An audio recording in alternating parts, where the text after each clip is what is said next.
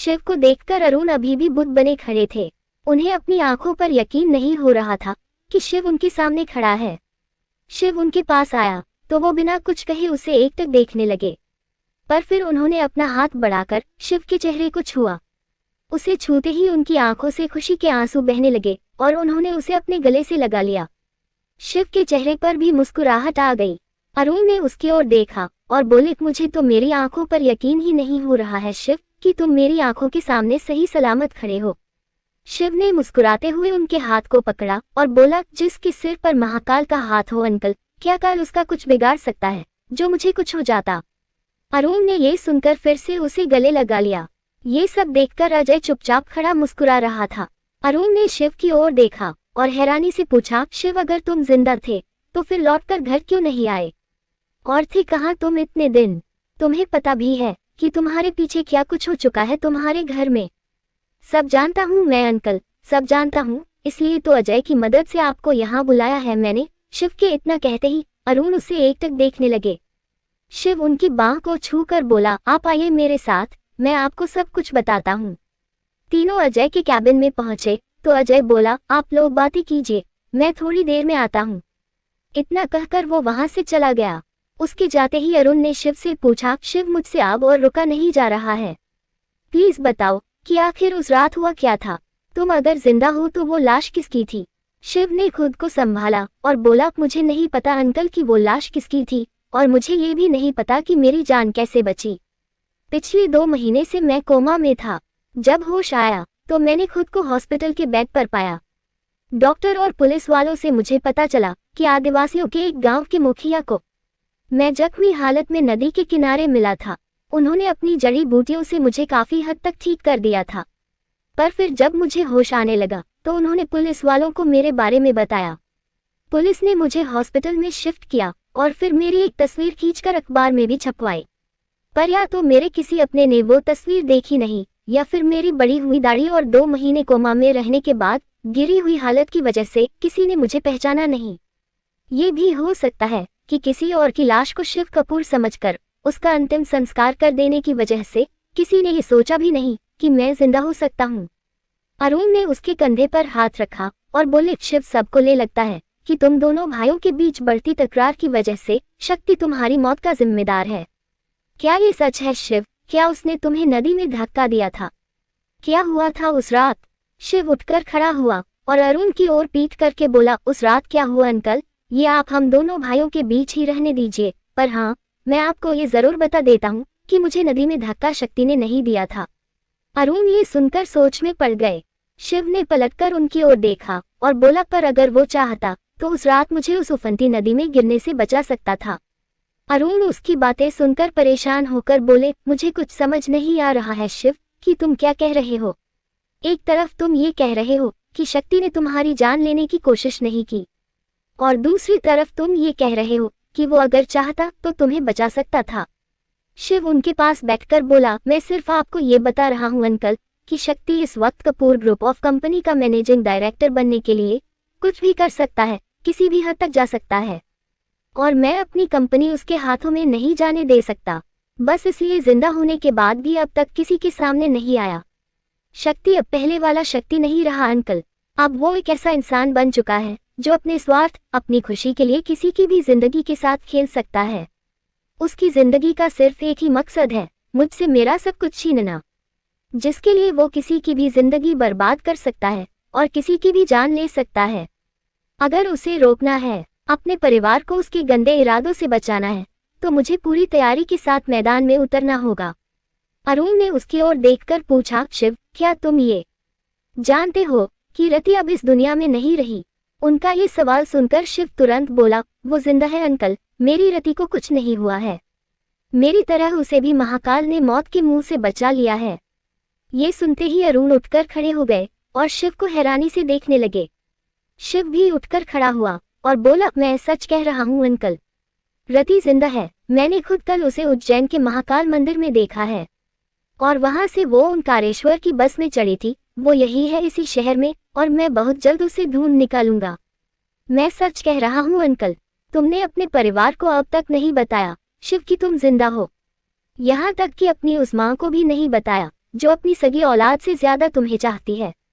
पर तुम मेरे सामने आ गए तो जाहिर सी बात है कि तुमने मुझे किसी मकसद से ही यहाँ बुलाया होगा। मुझसे क्या चाहते हो शिव? अरुण ने पूछा। शिव ने उनकी ओर देखा और बोला, अपनी कंपनी को शक्ति के हाथों में जाने से बचाने के लिए मुझे आपकी मदद चाहिए अंकल। ओह, तो तुम्हें भी मेरे 25% शेयर्स चाहिए? अरुण उसकी आंखों में देखकर बोले। तो शिव ने हैरानी से पूछा, तुम्हें भी से आपका क्या मतलब अंकल? क्या कोई और भी वो शेयर्स चाहता है? अरुण ने हाँ में अपनी गर्दन हिलाई और बोले, शक्ति। शक्ति का नाम सुनकर शिव के चेहरे के जैसे रंग ही उड़ गए। तभी अरुण फिर से बोले, शक्ति आज ही मेरे पास आया था, उसे भी मेरे हिस्से के शेयर्स चाहिए, क्योंकि तुम्हारी तरह वो भी ये बात जानता है कि उसे एमडी की कुर्सी पर बैठने के लिए मेरी मदद की जरूरत पड़ेगी। और मैं तुम्हें एक बात और बता दूं शिव, तुम्हारे चाचू ने अपने हिस्से के शेयर्स उसे देने का फैसला कर लिया है, और वजह तुम शायद जानते ही होगे, तुम्हारी चाची। शिव ये सुनकर हैरान रह गया। उसका चेहरा देखकर अरुण फिर से बोले, और एक बहुत जरूरी बात, उसे ये भी पता है कि तुम्हारी दादी ने अपने हिस्से के शेयर्स तुम तीनों भाइयों के नाम कर दिए थे, और अगर मैं उसे अपने शेयर्स दे दूं तो तुम ये बात जानते हो कि बाकी के शेयर्स हासिल करके वो बहुत आसानी से कपूर ग्रुप ऑफ कंपनी का एमडी बन सकता है। इसका मतलब आपने अपने हिस्से के शेयर्स उसके नाम करने का फैसला ले लिया है? शिव ने पूछा। अरुण मुस्कुराते हुए बोले, उन शेयर्स पर मेरा नहीं, गौरी का हक है शिव, और मैं अपनी बच्ची का हक किसी और के नाम करने की बेवकूफ़ी करके उसका फ्यूचर बर्बाद नहीं कर सकता। शिव उनकी हथेली थाम कर बोला, अंकल प्लीज ऐसा मत करिए, इस वक्त मुझे आपकी मदद की जरूरत है। मेरा यकीन कीजिए, आपके शेयर्स भले मेरे नाम पर होंगे, पर मेरी कंपनी में आपका जो भी प्रॉफिट शेयर है वो आपको हमेशा मिलता रहेगा, और सब ठीक होते ही मैं आपको आपके शेयर्स वापस कर दूंगा, ट्रस्ट मी। अरुण के चेहरे पर तीखी सी मुस्कुराहट आ गई। ट्रस्ट? और उस इंसान पर जो मेरी बेटी से हो रही अपनी मंगनी के दिन उसकी सहेली से शादी करके आ गया था, और उसने मेरा ट्रस्ट चकनाचूर कर दिया था। शिव उन्हें हैरानी से देखने लगा तो अरुण गुस्से में बोले, मैं ये बात अभी तक भूला नहीं हूँ शिव, कि तुमने किस तरह मेरी बच्ची का दिल तोड़ा था। तुम शक्ति को स्वार्थी कह रहे हो ना, पर स्वार्थी तो तुम भी हो। तुमने भी तो अपनी खुशी के लिए मेरी बच्ची और मेरी इज्जत का तमाशा सबके सामने बनाया था। और तुम्हें क्या लगता है मैं इतना बेवकूफ हूँ कि एक बार फिर से तुम पर ट्रस्ट करूंगा? नहीं शिव, कभी नहीं करूंगा, क्योंकि अगर तुम्हारी पत्नी रति जिंदा है तो साफ है कि तुम अपनी बीवी के साथ मिलकर कोई माइंड गेम खेल रहे हो, पर तुम्हारा मकसद मुझे समझ नहीं आ रहा है। शक्ति से बदला लेना चाह रहे हो या कपूर ग्रुप ऑफ कंपनीज पर कब्जा करना चाहते हो? ये सोच रखते हैं आप मेरे बारे में? शिव ने पूछा। तो अरुण मुस्कुराते हुए बोले, बिल्कुल भी नहीं। तुम्हारी बातों ने मुझे ऐसा सोचने पर मजबूर कर दिया है शिव, क्योंकि अगर तुम ये कह रहे हो कि तुम और रति दोनों भेड़ाघात से नदी में गिरने के बाद भी बच गए हो, तो मेरे लिए इस बात पर यकीन करना थोड़ा मुश्किल है, क्योंकि इत्तेफाक सिर्फ एक बार होता है, बार बार तो सिर्फ साजिशें होती है। मैं अपनी बेटी का हक तुम्हें नहीं दे सकता शिव, क्योंकि मैं उसकी शादी शक्ति से करने का फैसला ले चुका हूँ। इतना कहकर अरुण वहां से जाने लगे, पर फिर उनके कदम रुक गए और वो पलटकर शिव से बोले, पर इसका ये मतलब बिल्कुल नहीं है बेटा कि तुम्हें जिंदा देखकर मुझे खुशी नहीं हुई। यकीन मानो तुम जिंदा हो ये जानकर मुझे उतनी ही खुशी हुई है जितनी कि अधिराज को तुम्हें देखकर होगी, क्योंकि मैंने हमेशा तुम्हें अपने बेटे के रूप में देखा है, अपने दामाद के रूप में देखा है, और शायद इसलिए आप मुझ पर भरोसा नहीं कर सकते, है ना? तभी शिव ने पूछा। अरुण कोई जवाब नहीं दे सके। शिव उनके पास आया और बोला, अंकल मेरे पापा आपके बचपन के दोस्त हैं, आपने हर अच्छे बुरे वक्त में उनका साथ दिया है, तो मेरी नादानी की सजा अपने दोस्त को मत दीजिए। मेरा यकीन कीजिए, मैंने बचपन से लेकर आज तक कभी भी गौरी को उस नज़र से देखा ही नहीं। मैंने सिर्फ और सिर्फ रति को चाहा है, और गौरी मेरे लिए आज भी मेरी सबसे अच्छी दोस्त है, और मैं आज भी दिल से उसकी खुशी चाहता हूँ। अगर तुम वाकई उसकी खुशी चाहते हो तो ठीक है, मैं तुम्हें अपने हिस्से की शेयर्स देने के लिए तैयार हूँ, पर उसके बदले तुम्हें मेरी बेटी को उसकी खुशी देनी होगी, शादी करनी होगी तुम्हें उससे। अरुण के इतना कहते ही शिव उन्हें हैरानी से देखने लगा। अरुण ने अपने कदम उसकी ओर बढ़ाए और बोले, मेरी बेटी आज भी तुमसे ही प्यार करती है शिव, उसकी नज़र में तुम इस दुनिया में नहीं हो, पर वो आज भी तुम्हें इस कदर चाहती है कि किसी और से शादी नहीं करना चाहती है। इसलिए अगर तुम्हें मेरे हिस्से के शेयर्स चाहिए तो तुम्हें मेरी बेटी से शादी करनी होगी। शिव उन्हें घूरते हुए बोला, एक शादीशुदा इंसान से आप अपनी बेटी की शादी करना चाहते हैं अंकल, और ये जानते हुए भी कि मेरी पत्नी जिंदा है, मर चुकी है वो, और उसका जिंदा होना नामुमकिन है। तभी अरुण बोले। उनके इतना कहते ही शिव की आंखें खुली की खुली रह गई। उसका चेहरा देखकर अरुण तुरंत बोले, ये सिर्फ तुम्हारा वहम है शिव, कि रति जिंदा है, क्योंकि इतनी गहरी नदी में और इतने भयानक तूफान में तुम उस नदी में गिरने के बाद भी बच सकते हो, क्योंकि तुम तैरना जानते हो। पर रति, वो तैरना नहीं जानती थी, इसलिए वो उस तूफानी रात में उस नदी में कूदने के बाद भी बच गई हो, ये नामुमकिन है। तुमने जरूर किसी और को रति समझ लिया है, पर अगर फिर भी तुम ये मानते हो कि वो जिंदा है, तो मैं भी मान लेता हूँ। मैं तुम्हें 24 घंटे देता हूँ शिव। अगर तुम इन 24 घंटों में रति को मेरे सामने ले आए, तो मैं ये मान लूंगा कि तुम दोनों की जोड़ी पर सच में महाकाल का हाथ है, और शेयर्स तुम्हारे नाम कर दूंगा।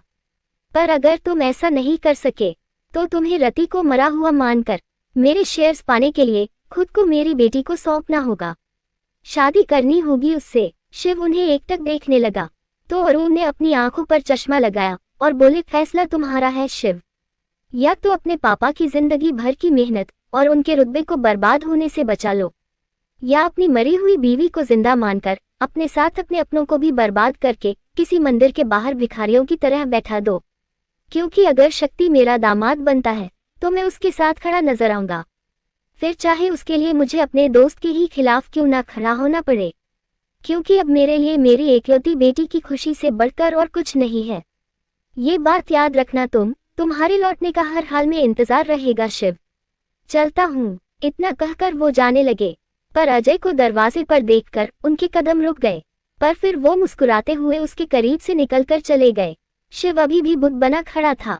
अजय अपने साथ आए लड़के से बोला, ये टेबल पर रखो और जाओ यहाँ से। उस लड़के ने चाय रखी और वहां से चला गया।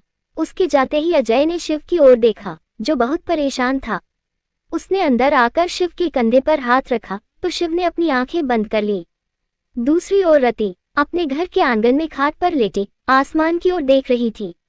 वो चांद में शिव का चेहरा देखने की कोशिश कर रही थी, पर फिर उसने मुस्कुराते हुए अपनी आंखें बंद कर ली।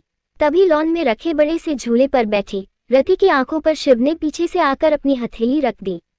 रति ने मुस्कुराते हुए उसकी हथेली पकड़ी और बोली, तो फाइनली रात के 1 बजे मेरे पति को ये बात याद आ गई कि उनकी पत्नी बड़ी ही बेकरारी से उनके घर लौटने का इंतजार कर रही है। शिव ने उसकी आंखों से अपना हाथ हटाया और उसे अपनी बाहों में भरते हुए बोला, आई एम सॉरी रति, 2 दिन बाद हमारे होटल का काम शुरू होने जा रहा है, तो बस उसी सिलसिले में एक मीटिंग रखी थी मैंने, पर इस बात का अंदाजा नहीं था मुझे कि मीटिंग इतनी रात तक चलेगी। रति ने पलटकर उसके गले में अपनी बाहें डाली और बोली, आपको सॉरी कहने की कोई जरूरत नहीं है, क्योंकि ओमी ने मुझे बता दिया था कि आज आपको आने में देर हो जाएगी। अब आप जल्दी से चेंज करके आइए, मैं आपके लिए खाना गर्म करती हूँ। इतना कहकर वो वहां से जाने लगी, पर तभी शिव ने उसकी साड़ी का पल्लू पकड़ लिया। रति ने पलटकर उसकी ओर देखा। लेखिका कविता वर्मा। अगर आपको मेरी लिखी कहानियां पसंद आ रही है और आप इस कहानी को आगे भी पढ़ना और सुनना चाहते हैं, तो मेरे चैनल को लाइक करें, शेयर करें और आज ही सब्सक्राइब भी करें। Thank you for watching this video.